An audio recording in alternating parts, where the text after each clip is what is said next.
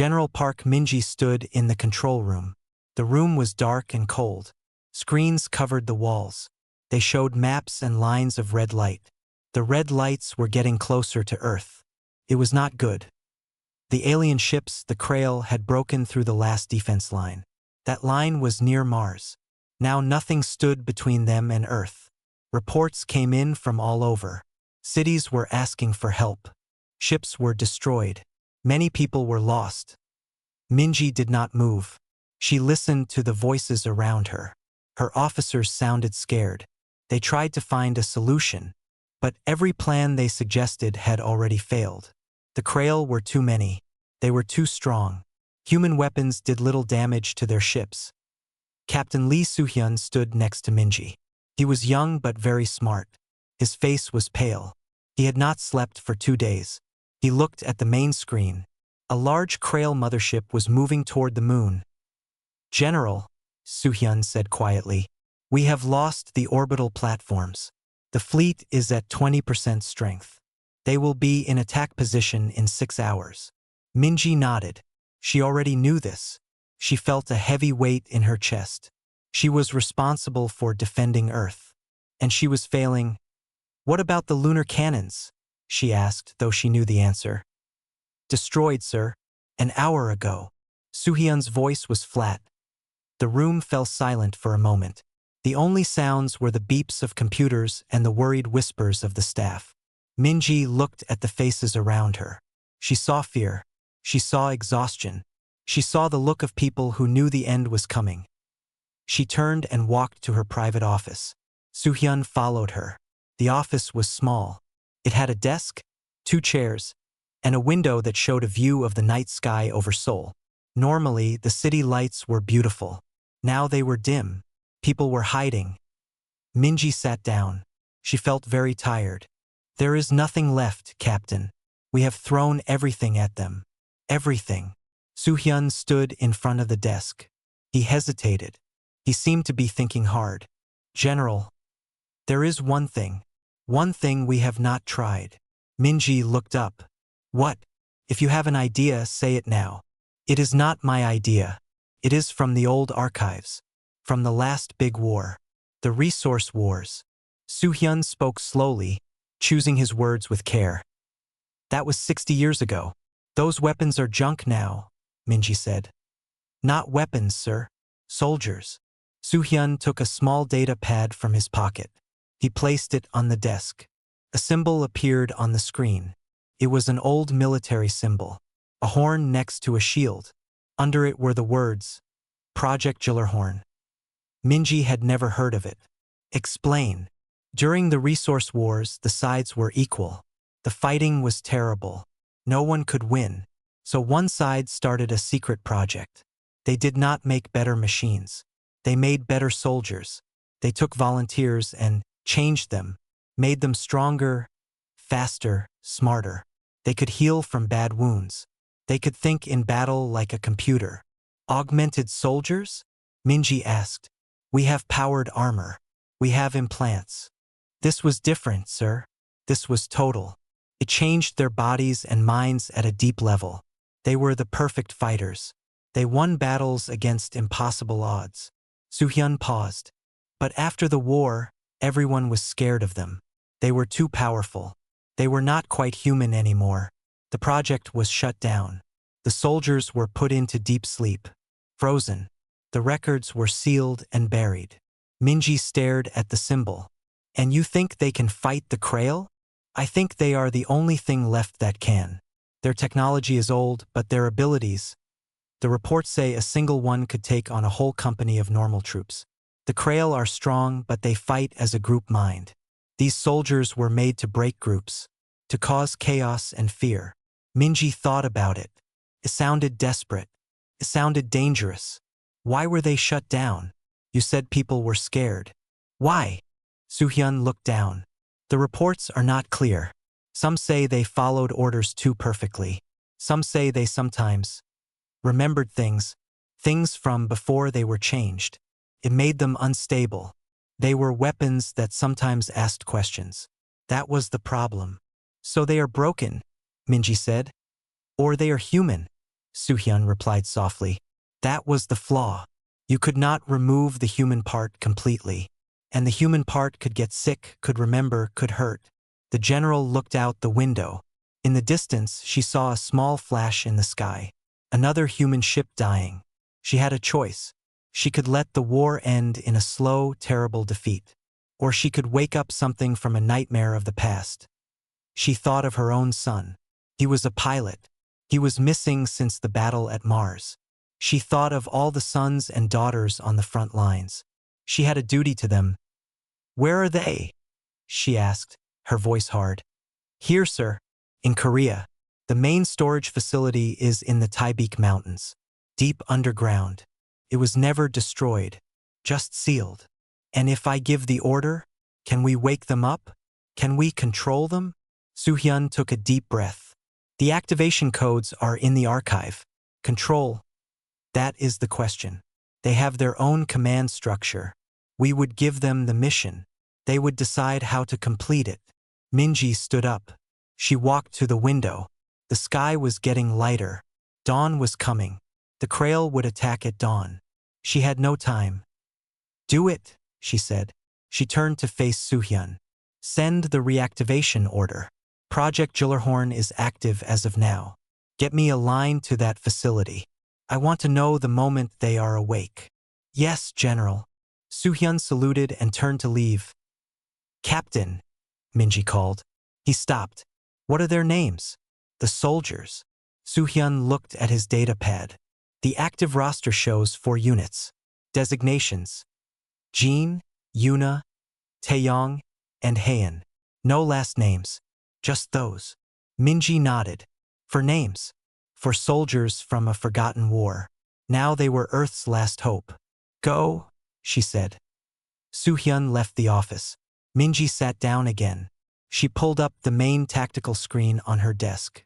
The red lights of the Krail fleet were everywhere. She had just unleashed something old and powerful.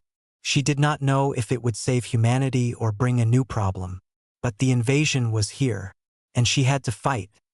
She opened a secure channel. This is General Park to all remaining forces. This is not over. Hold your positions. Reinforcements are coming. She was not sure if it was a lie, but she had to give them hope. Deep under the mountains, in a cold, silent room, a light began to flash on a control panel. A low hum started. For large pods, covered in frost, began to glow with a soft blue light. Inside, hearts that had not beaten in decades began to pulse. Minds that had been dreaming in the dark began to stir. The weapons were waking up. The signal from Seoul was a simple string of numbers and letters. It traveled down a heavily shielded cable, deep into the heart of the Taebaek Mountains. In a chamber that had been silent for over 60 years, a mainframe computer received the code. Lights flickered on. Panels hummed to life. A mechanical voice echoed in the cold, stale air. Primary Command Authority recognized. Reactivation sequence for Project Gyllerhorn initiated.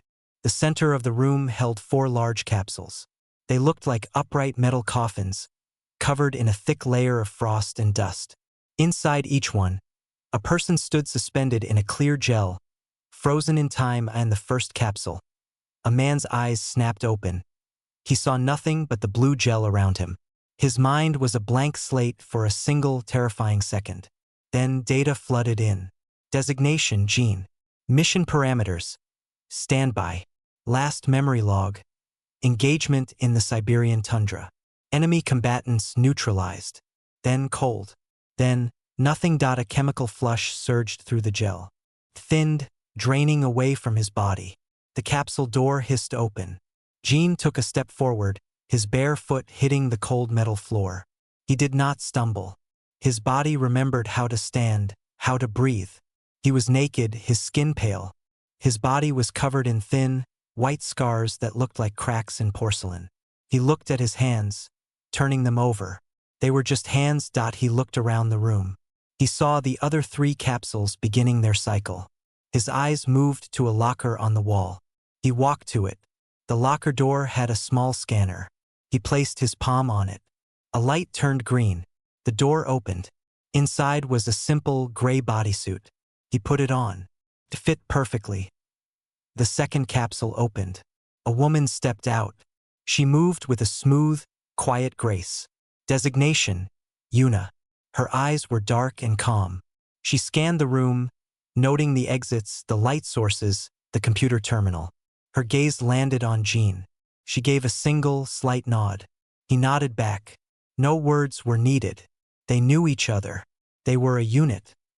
The third was a man, taller and broader. Designation: Taeyong. He took a deep, shuddering breath as he stepped out, like a swimmer breaking the surface. He stretched his arms, muscles moving under his skin. He looked at the others and grinned. It was a quick, sharp expression that did not quite reach his eyes.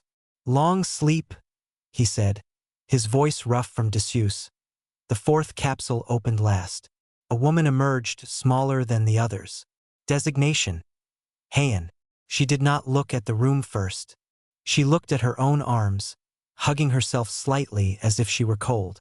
Her eyes were wide, taking in the sensation of air on her skin, the feeling of her own heartbeat. It was all very loud. A screen on the wall lit up. The face of General Park Minji appeared. She looked stern, her face lined with worry. "Units Jean, Yuna, Taeyong, and Hayan. Do you read me?" All four turned to the screen. Jean stepped forward. "We read you. Identify your authority." "I am General Park Minji of the United Earth Defense. My command code authorized your reactivation. Earth is under attack. An alien species known as the Krail has breached our outer defenses. They will reach our major cities in a matter of hours. Conventional forces have failed to stop them." The four were silent.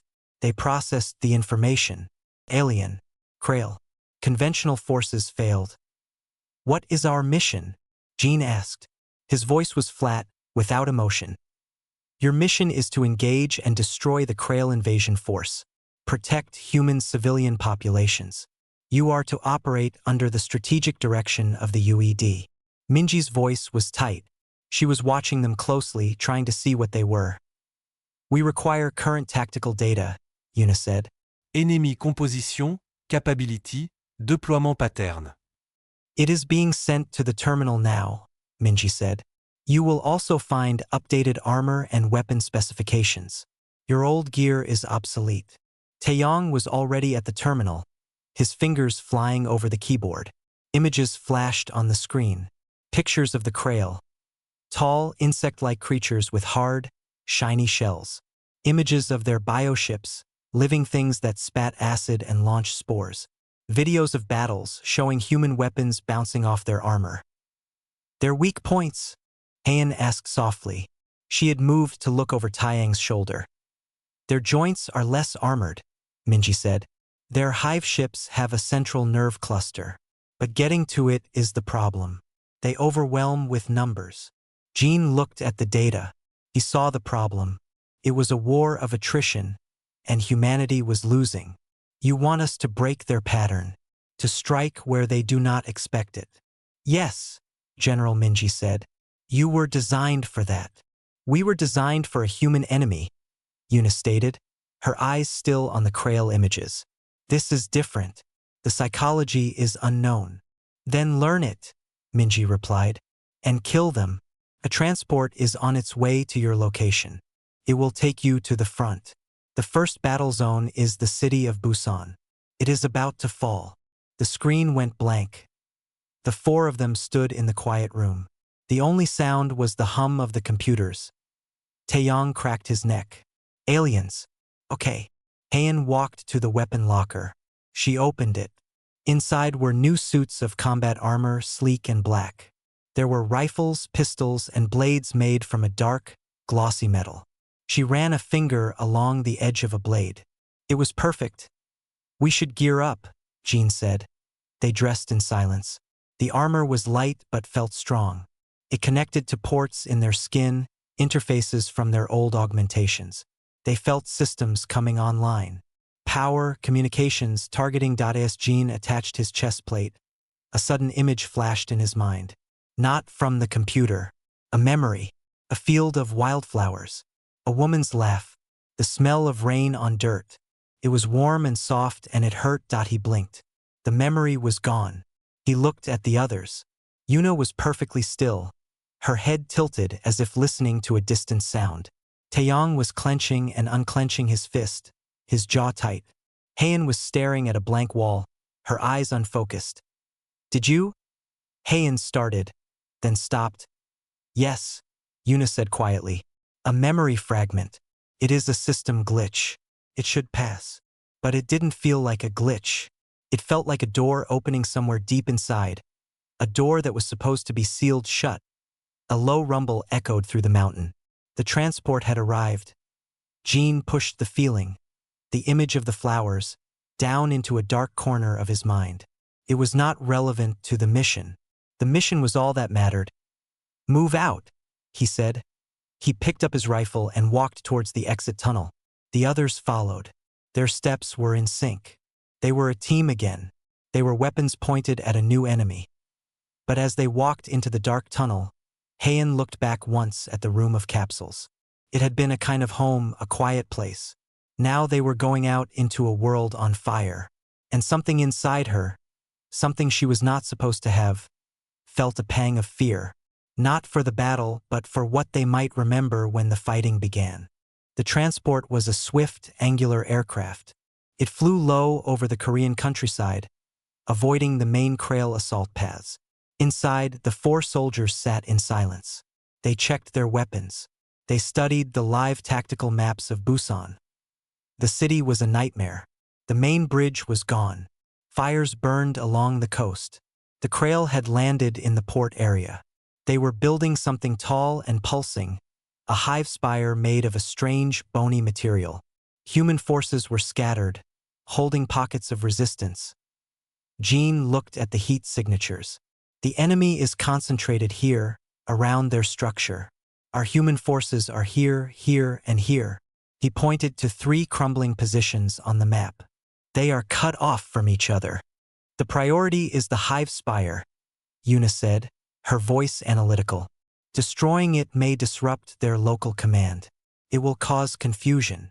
Taeyong smiled his sharp smile. Confusion is good. Let's go make some. Heian said nothing. She was looking at the civilian shelter markers, blinking red on the map. The Krail were moving toward them. The pilot's voice came over the speaker. Landing in 60 seconds. It's hot down there. Good luck. The rear ramp of the transport hissed open before it even touched the ground. Smoke and the smell of burning chemicals filled the cabin. The sound of war was a constant roar. Explosions, the shriek of Krail energy weapons, and the rattle of human guns. Go! Jean shouted. They jumped out into the chaos. The transport lifted away instantly. They were in a wide street near the old market.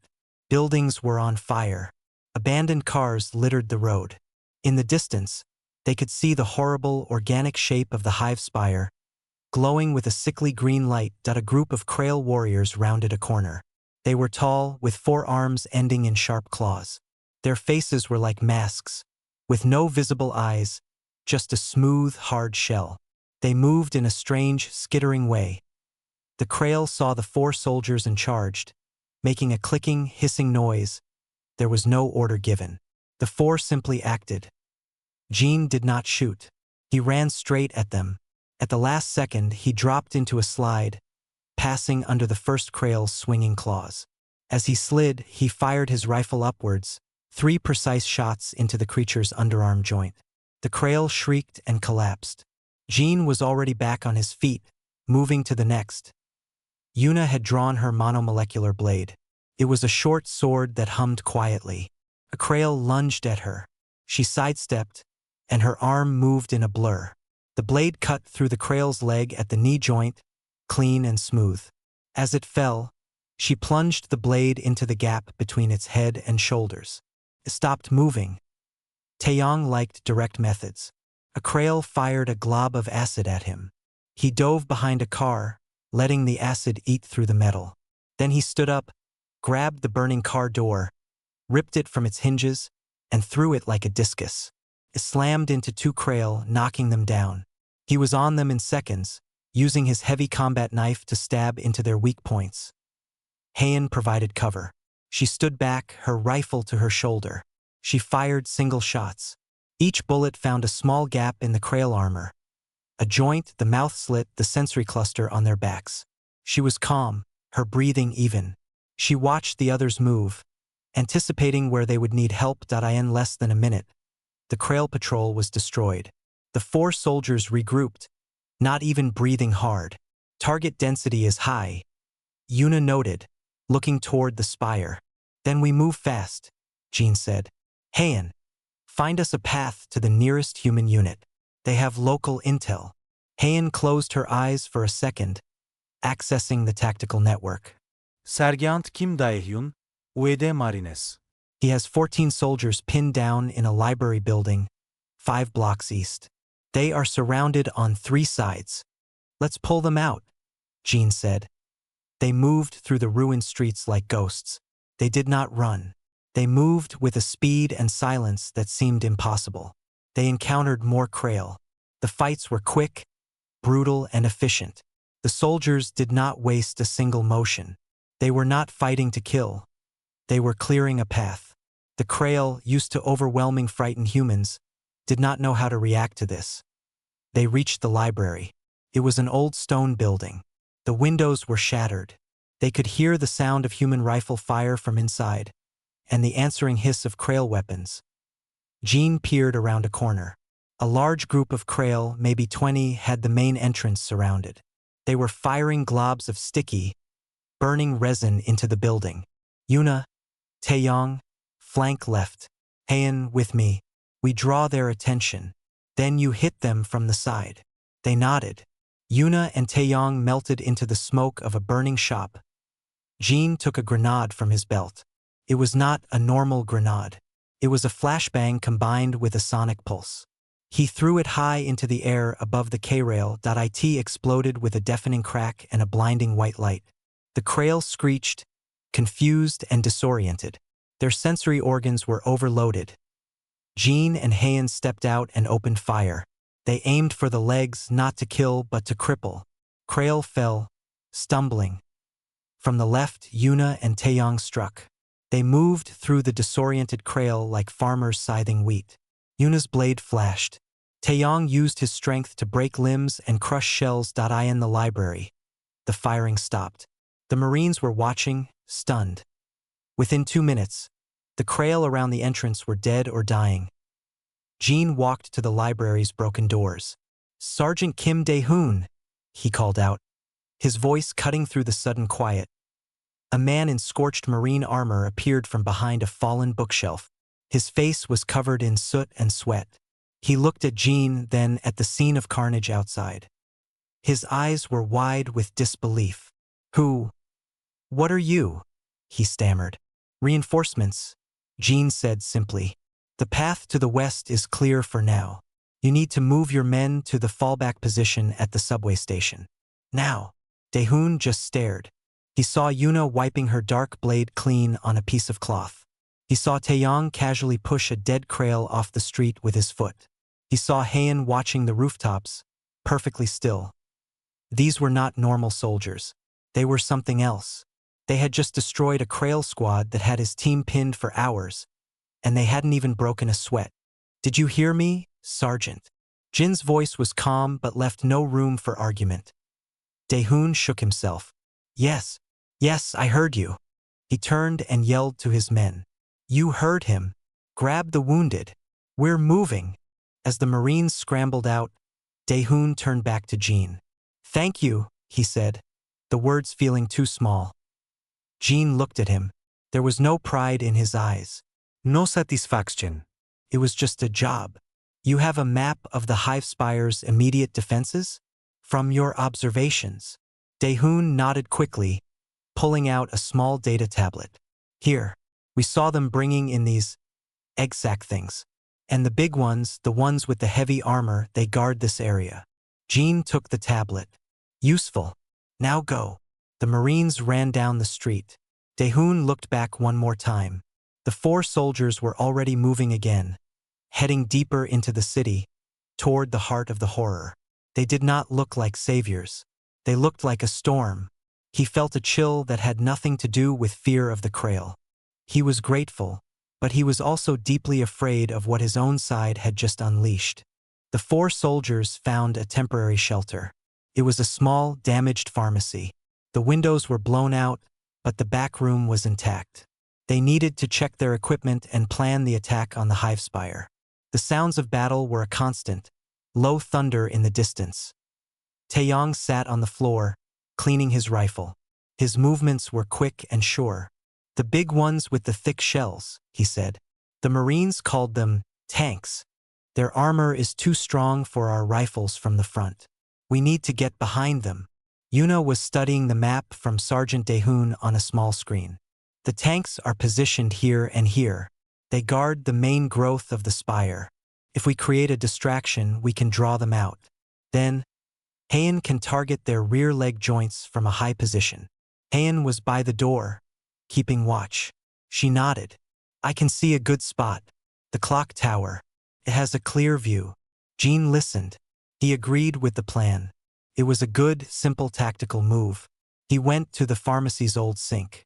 The water was not running, but there was a bottle of distilled water on a shelf. He opened it and poured some into his hand, splashing his face. The water was cool. The sensation was sharp and clear. And suddenly, he was not in the pharmacy. He was in a different room. A small, warm kitchen. Sunlight streamed through a window. A radio was playing soft music. A woman stood at a counter, her back to him. She was humming. Her hair was tied up. She turned and smiled. She had kind eyes. She held out a bowl. "Try this," she said. Her voice was warm. "Tell me if it needs more salt." Jin's breath caught in his chest. The feeling was overwhelming. It was a feeling of peace, of being home. "Jin." The voice cut through the memory. The kitchen vanished. He was back in the cold, dark pharmacy. Yuna was staring at him. Her dark eyes were sharp with concern. "You stopped," she said. "For 3.2 seconds. You were not here." Jin blinked. He felt a cold sweat on his neck. "A system glitch," he said, repeating her words from the mountain. But his voice sounded strange to his own ears. Taeyong had stopped cleaning his rifle. He was watching Jin closely. "A glitch? Or a memory?" "I saw a street. A wet street after rain. Bicycles ringing their bells." They all looked at each other. A heavy silence filled the room. It was the thing they were not supposed to talk about. The flaw. Heian spoke from the doorway, her voice very quiet. "The Marines were talking," she said, "when they were leaving. One said he hoped his wife was safe in Taegu. Another joked about the food at their base. They called it home." She turned to look at them. Her young face was puzzled, like a child trying to understand a hard lesson. "What is home for us? Is it the mountain room? The capsules?" No one had an answer. The word felt alien. A home was a place for people, not for weapons. They had a mission. They had a unit. They did not have a home. The beep of an incoming communication broke the silence. It was Captain Lee Soo-hyun, their liaison in Seoul. "Unit Gillerhorn, this is Soo-hyun. General Minji needs an update. Your progress is remarkable. The Krail advance in Busan has stalled." Jin pushed the image of the smiling woman out of his mind. He focused on the voice. "We are preparing to assault the hive spire. Estimated time to target, 20 minutes. "Understood," Soo-hyun said. He paused. "How is your unit status?" "All systems functional." Jin looked at Yuna, at Taeyong, at Heian. They were all listening. "We are functional," Jin said. It was not the whole truth, but it was the necessary one. "Good. The general is counting on you. The entire defense is. You are turning the tide." Soo-hyun's voice sounded hopeful, but also tired. "Be careful." Soo-hyun out. The communication ended. Taeyong stood up, slinging his rifle over his shoulder. "We should move. The longer we wait, the stronger that spire gets." They gathered their gear. As they prepared to leave the pharmacy, Heian lingered for a moment. On a dusty shelf, next to broken bottles, was a small, framed photograph. It had fallen over. She picked it up. It was a family. A man, a woman, and a little girl. They were smiling in front of a mountain. The girl was holding a yellow flower. Heian stared at the picture. She felt a hollow ache in her chest, a physical pain. She had no memory of a family, no memory of a flower. But looking at the little girl's smile, she felt a loss so deep it made her hand shake. Han, Jin's voice called from the doorway. She quickly put the photo face down on the shelf. She turned, her face calm and empty again. Ready, she said. They moved back into the ruined streets. The plan was in motion, but something had changed. The quiet between them was different. Before, it was the silence of focused warriors. Now, it was the silence of people holding something fragile and broken inside, afraid to let it out. They reached a point 2 blocks from the spire. The structure towered over them, dripping with strange fluids. They could see the Krail tanks, huge and slow, patrolling the base. Yuna gave the signal. Taeyong moved out to create the distraction. He fired a long burst from his rifle at a cluster of smaller Krail workers, then ran, drawing several tanks after him with loud, angry roars from the clock tower. Heian fired. Her shots were perfect. Each bullet struck the thin armor at the back of a tank's knee joint. One tank fell, then another. They crashed to the ground, legs useless. Jean and Yuna sprinted forward. Their target was the main nutrient pod, a pulsing sac at the spire's base. If they destroyed it, the spire would wither. As Jean ran, the world seemed to slow down. The hiss of Krail weapons, the glow of the spire, the smell of rot and fire. It all faded. For a split second, he heard the radio music from the kitchen. He smelled the food she was cooking. He shook his head violently. Not now. He reached the pod. He planted the explosive charges. Yuna covered him, cutting down any Krail that came close. Charges set, he yelled. They fell back. The explosion was a deep, wet thump. Green fluid sprayed everywhere. The spire shuddered. A terrible, screeching sound echoed from its top, a sound of pain from the hive mind. The first part of the mission was a success.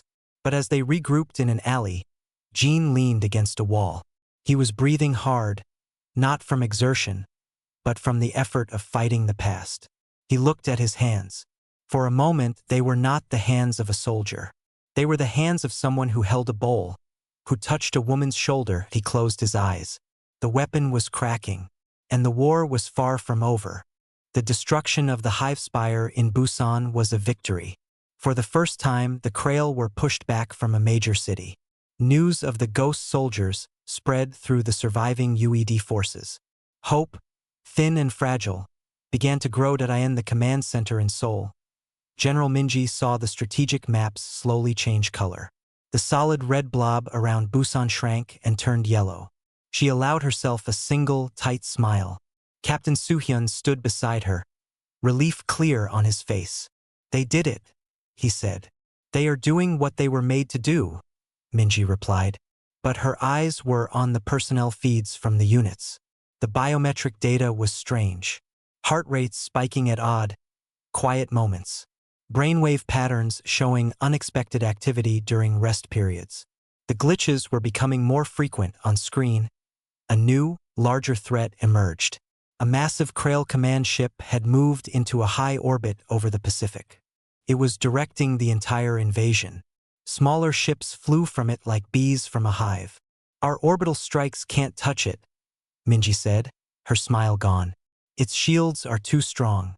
But if a small, precise force could get inside, disable its core. Soo-hyun understood immediately.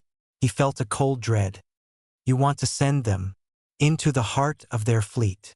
They are the only ones who could possibly survive the approach. They can pilot a captured Krail shuttle. They can withstand the environment inside that thing. They can fight their way to the core. General, Soo-hyun said, his voice low, the units are showing signs of stress. The psychological reports from the old files. This level of continuous combat could trigger a full cascade failure. Minji turned to him. Her face was hard, but her eyes were tired. Captain, do you see any other option? If that command ship is not destroyed, It will coordinate a new landing that will overrun Asia in a week. We have no other weapons. They are the weapon we have. She made her decision. Prepare the briefing. We have a Krail shuttle from the Busan wreckage. Get it flight ready. I want them launched in 12 hours. Soo-hyun wanted to argue. He thought of Jin's calm voice, of Haeun's quiet question about home. He saluted. Yes, General. The 4 soldiers were in a temporary barracks. It was a clean, empty room in a UED bunker. They had been told to rest. Rest was difficult. Taeyong was running maintenance on his armor. A simple task. The smell of the cleaning solvent was sharp and chemical. But in his mind, it became the smell of engine grease and rain. He was not in a bunker. He was under a vehicle on a muddy road. Someone was handing him a tool. A friend's voice was laughing. Hurry up, Tae. It's getting dark. He felt a feeling of simple, brotherly frustration. Then it was gone. He dropped the tool in his hand. Clattered on the floor. Yuna was sitting perfectly still, meditating. It was a technique to clear the mind for combat. But instead of emptiness, she saw a grid of numbers. A financial report. A desk in a quiet office. The weight of glasses on her nose. She had been an accountant. The memory was so clear, so mundane, it was terrifying. She opened her eyes, her heart racing. Haeun was lying on a cot, staring at the ceiling. She was trying to remember the face of the woman in the pharmacy photograph. She couldn't. Instead, she remembered the feeling of grass under her bare feet, a feeling she was sure she had never actually felt. Jean stood by the door watching them all. He saw Taeyang's startled jump. He saw the quick fear in Yuna's eyes. He saw the lost look on Haeun's face. The unit was coming apart. The mission had held them together. But in the silence, the past was breaking through. Captain Soo-hyun entered. He carried a data pad. His face was serious. New orders, he said. A high-priority strike mission. They all focused on him instantly. The confusion in their eyes was replaced by sharp attention. It was a relief to have a mission. Soo-hyun explained. The command ship. The captured shuttle. The goal. Infiltrate and destroy the central power core. It is the most dangerous mission we have ever conceived, he said frankly. The chance of success is low. The chance of survival is even lower. We understand, Jean said. The others nodded. Danger was a factor, not a barrier. Soo-hyun looked at them. He saw the soldiers, the perfect weapons. But he also saw the cracks. The general is pushing you because she has to. But I need to know. Are you fit for this? Your systems? Are you stable? There was a long silence. We are functional, Yuna said. Repeating Jin's earlier words, IT was not an answer, and Soo-hyun knew it. But the war demanded the weapon, not the person. He nodded grimly. The shuttle is being prepared. Launch is at 0400. After he left, the room was quiet again. We cannot afford glitches up there, Jean said, his voice hard. In the middle of the hive. If you hesitate for 3.2 seconds, you die. We all die. I do not choose to remember, Taeyong growled, slamming his fist against his leg. You don't have to choose, Haeun whispered. It just comes. Jean looked at each of them. Then we lock it down. We focus only on the mission, the ship, the core, nothing else. Is that clear? They all said yes, but they all knew it was a lie. You could not lock a door that was already broken. The launch bay was cold and loud. The captured Krail shuttle looked like an ugly, bony insect. It smelled of strange chemicals and something sour. They boarded. Jean took the pilot's controls. His hands moved over the alien interfaces. His mind understood them. It was just another system. The shuttle lifted off and shot into the dark sky. Below them, Earth was a patchwork of fire and shadow. Above them, the stars were blotted out by the monstrous shape of the Krail command ship. It was like a cancerous planetoid, covered in spines and pulsing veins of light. The approach was a nightmare. They had to drift with debris, pretending to be a damaged shuttle returning. Krail patrol ships flew past them, close enough to see their grotesque details. Stay calm, Jean said over the internal comms. His own hands were steady on the controls. But in his mind, he was holding the steering wheel of a ground car. A woman was in the passenger seat, her head leaning against the window, asleep. The road was lined with trees. He blinked. A warning light flashed. A patrol ship was scanning them. Heian, mimic their damaged transponder signal. Now, Yuna said. Her voice crisp. Heian's fingers flew. She fed a false signal. The patrol ship lost interest and moved away. They were granted entry. The mouth of a huge docking bay opened, a ring of glowing teeth. Jean flew inside. The bay was full of activity. Thousands of Krail workers moved about.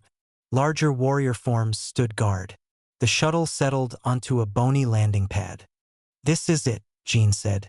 We move fast. To the central shaft. Yuna's map says it leads straight to the core. They exited the shuttle, weapons ready. The air was thick and hot, hard to breathe. They moved in formation, a tight, deadly unit. They made it halfway to the central shaft without raising an alarm. Then a door irised open in front of them, and a Krail tank, bigger than any they had seen on Earth, stepped out. It saw them and roared. The fight was instant and chaotic. They were in a tight corridor. Taeyong engaged it head-on, drawing its fire. Yuna and Jean tried to flank it. Heian fired at its sensory clusters. The tank was smart. It backed into a wider chamber, trying to give itself room. Taeyong followed, yelling, his blood up in the middle of the fight. Taeyong saw the tank's swinging claw, but his mind superimposed another image over it. The swinging fist of a man in a different uniform in a different war. A human face, twisted in anger. Comrade. A friend he had been forced to fight. He froze. The tank's claw hit him. It slammed into his chest plate with a sickening crunch. Taeyong was thrown across the chamber like a doll. He hit the wall and did not move. Taeyong! Heian screamed. Jean didn't hesitate. He launched himself at the tank, a grenade already in his hand. He shoved it into a gap in the creature's armor at the hip and pushed off. Down! He yelled. The explosion tore the tank apart. Jean ran to Taeyong. Yuna and Heian covered them. Taeyong was alive, but his armor was shattered. Blood seeped from his mouth. His eyes were open, full of pain and confusion. I saw him, Taeyong gasped. I saw Min Su. It doesn't matter now, Jean said, his voice rough. He hauled Taeyong up, throwing his arm over his shoulder. The mission is still active. We keep moving. They stumbled toward the central shaft, carrying their wounded. The victory on Earth felt very far away. The flaw had shown itself at the worst possible moment. They had reached the heart of the enemy, but their own humanity had almost gotten them killed. The command ship vibrated with a low, constant hum. It was the sound of a living machine, a heartbeat of terrible power. Jean half-carried, half-dragged Taeyong through the hot, fleshy corridors. Yuna led the way, her blade cutting through strange membranes that grew across their path. Heian watched the rear, her rifle snapping up to fire at any Krail scout that found them. They reached the central shaft. It was a vast, vertical tunnel that plunged into the core of the ship. Glistening organic cables pulsed with green energy along the walls. There was no lift, only a series of bony ledges spiraling downward. We have to climb down, Yuna said, her voice flat. Hundreds of meters. Jean looked at Taeyong. His friend's face was pale, his breathing wet and ragged. He couldn't climb. Leave me, Taeyong grunted. Set the charges. Complete the mission. No, Jean said. The word was final. He looked around. He saw the thick, pulsing cables. We used the cables. We slide down. It was dangerous. The cables were slick with fluid and carried power. But it was the only way. They used straps from their gear to make a harness for Taeyong. Jean would go with him, controlling their descent. Yuna and Heian would follow, covering them. They pushed off. The slide down was a nightmare of speed and noise. Krail creatures, like small, winged parasites, detached from the walls and flew at them. Yuna and Heian fired as they fell, their bodies twisting in the air. Jean held onto Taeyong with one arm and used his other to fire his pistol at anything that came close. They landed hard at the bottom of the shaft. The core chamber spread out before them. It was a cathedral of flesh and light. In the center, a massive, beating heart of crystal and biomass glowed with terrible energy. This was the brain, the power source of the command ship. Around it, Krail priests moved slowly, their forms delicate and spidery. They had reached the target. But the cost was high. Taeyong was fading. They hid behind a thick, root-like structure. "We have to plant the charges at the base of the core," Yuna said, studying the layout. "The shield around it is weak there." "I'll do it," Hayan said softly. "You two cover me. Jean, stay with him." Jean wanted to argue, but she was right. He was the strongest. If the Krail charged, he and Yuna would have to hold them back. He nodded. Hayan took the heavy pack of explosives. She moved like a shadow, low and fast, from cover to cover. The Krail priests did not seem to notice her. They were focused on their rituals, tending to the core. Back at the hiding spot, Taeyong gripped Jin's arm. His strength was surprising. "Jean," he whispered. "The mountain, the room where we slept. It was not a home." "I know," Jean said, "but we could have one." Taeyong coughed, a spray of blood on his chin. If we live, we should have one." The words hit Jean like a physical blow. They were a dream, an impossibility for weapons like them. But looking at Taeyong's desperate, hopeful eyes, he could not say that. "Yes," Jean said. After, Hayan reached the base of the core. She began attaching the charges. Her hands were steady, but as she worked, she heard a sound. A soft, rhythmic clicking. It was not Krail. It was the sound of a music box. A simple, tinkling tune. A memory surfaced, clear as water.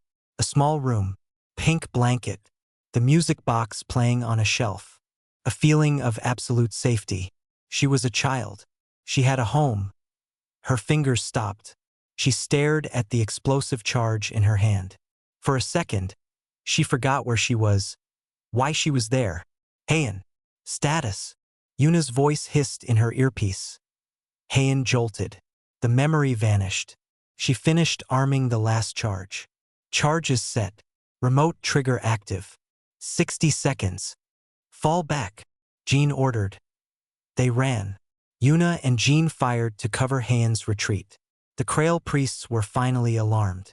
They shrieked, and warriors poured into the chamber from hidden doors. It was a fighting retreat back to the shaft. They had to go up. The cables were their only way out. They attached their ascent gears and began to climb, motors whining. Taeyong was strapped to Jin's back now, unconscious. Below them, the Krail gathered. They began to climb the walls after them, fast and sure. They would not make it. They were too slow. Then, the ship itself seemed to shudder. The pulsing light from the core flickered wildly. A new sound filled the air. Not the hum of the hive, but the roar of human engines. On the main view screen of the core chamber, which they could now see, was the sight of the full UED fleet, attacking the command ship from the OU. General Minji had launched a desperate, all-or-nothing assault to cover their escape. The Krail climbing after them hesitated, confused by the attack on their ship. "Now, climb!" Yuna yelled. They reached the docking bay level. Their shuttle was still there, but it was surrounded by Krail warriors. There was no way to reach it. Jean looked at Yuna and Hayan. They were out of time. The charges would detonate soon, and they were trapped inside. He made a decision. He opened a channel. Not to UED command. It was a direct, raw signal on all frequencies to the human ships outside. "This is Unit Jean of Project Gillerhorn. We are in the main docking bay. The core is rigged to blow. We cannot reach our extraction point. Requesting a new exit." On the bridge of the UED flagship, General Minji heard the call. She saw the tactical map. She understood. Without a word, she pointed at the main screen at the command ship's docking bay. The gunnery officer understood. His face went pale, but he input the command. A moment later, A sustained blast from the flagship's main cannon tore into the side of the Krail command ship. It ripped open the hull of the docking bay, creating a jagged hole to open space. The explosion sucked out the air, the Krail, everything not tied down. Jean, Yuna, and Heian, anchored to the floor with magnetic grips, held on as the world tore itself apart around them. Through the new, terrible hole, they saw stars. And they saw a single small UED dropship, fighting its way through the chaos, heading straight for them. The charges detonated. Deep in the ship, the core exploded. The command ship broke apart in a silent, green fireball. The dropship pilot, fighting the shockwave, grabbed them. A magnetic clamp locked onto their armor. They were hauled into the ship's belly as it spun away from the dying hive in the dark, shaking hold of the dropship, surrounded by the noise of escaping and the pilot's shouts. Jean finally let go. He lay Taeyong down gently. Yuna sat against a wall, her head in her hands. Heian was curled in a ball, shaking. They had done it. The mission was complete. The Krail invasion was headless, thrown into panic. But as the dropship flew back toward Earth, Jean knew the real battle was just beginning. They were not just weapons anymore. Taeyong's words echoed. We should have won. They had saved humanity. Now they would have to face what it meant to be part of it. And they would have to decide their own fate before someone else decided it for them. Earth was saved. The destruction of the Krail command ship shattered their hive mind coordination. Across the planet, the alien forces fell into confusion. They fought without purpose. Human armies, filled with new hope, pushed them back. Within weeks, the last Krail were being driven from the soil. The 4 soldiers were taken to a secure medical facility. It was clean and white and quiet. Doctors in masks worked on Taeyong for hours, repairing the damage from the Krail claw. The others were checked for injuries. Their bodies healed fast, as they were designed to do. But no doctor could fix what was happening inside their minds. They were kept in separate rooms. People in uniforms came to ask them questions. They wanted mission reports, tactical data, assessments of Krail weaknesses. The soldiers answered in short, precise sentences. They were the perfect weapons giving their final reports. Yet, in the silence between questions, the officers would exchange looks. The units were different. Jin's eyes would sometimes drift to a window. Heian would flinch at the sound of a medical cart's wheel, a sound that reminded her of something else. Yuna was too still, too controlled. General Minji watched them through security feeds. She saw the cracks. She also saw the victory parades on the news. The world was celebrating. Politicians were already talking about the future, about rebuilding, and about the assets that had won the war. One evening, Captain Soo-hyun came to General Minji's office. He had a file in his hand, but he did not open it. The Security Council is meeting tomorrow, he said. They will decide the disposition of the Gellerhorn units. Disposition? Minji asked, though she knew the word. Some want to put them back in storage for the next emergency. Others want to study them to reverse engineer the technology, to make more. Soo-hyun's voice was heavy. They are not discussing them as soldiers. They are discussing equipment. Minji looked out at the Seoul skyline, now free from smoke and fire. What is your recommendation, Captain? Soo-hyun took a deep breath. They asked me what home was, General. They bled for a world they don't remember. Taeyong almost died because he remembered a friend's face. They are not just equipment. I recommend we let them go. Let them go? Where would they go, Soo-hyun? They have no records, no families, no money. We could give them those things, Soo-hyun said quietly. We have the power to create new identities, to give them a chance. Minji was silent for a long time. She thought of the order she had given to wake them. She had thought of them as weapons then, but she had also seen the cost. She turned to Soo-hyun. Prepare the documents. New names, new lives. Do it quietly. I will handle the council. The next day, Minji went to see them. They were together in a common room, finally. Taeyong was in a wheelchair, but he was awake and alert. They all stood when she entered. At ease, she said. She did not look like a general just then. She looked tired. The war is over. You have done what was asked of you. More than what was asked. What is our next mission? Jean asked. There is no next mission, Minji said. She saw the confusion on their faces. A weapon without a mission was a thing without purpose. The Security Council is deciding your future. Some want to put you back to sleep. Some want to take you apart to learn your secrets. She saw no fear in their eyes, only a cold understanding. They had expected this. I have a different proposal, Minji continued. She placed 4 small plastic cards on the table between them. These are identity cards. They are real. They are in the system. New names, new histories. There is an apartment waiting in a small city. A fund has been set up.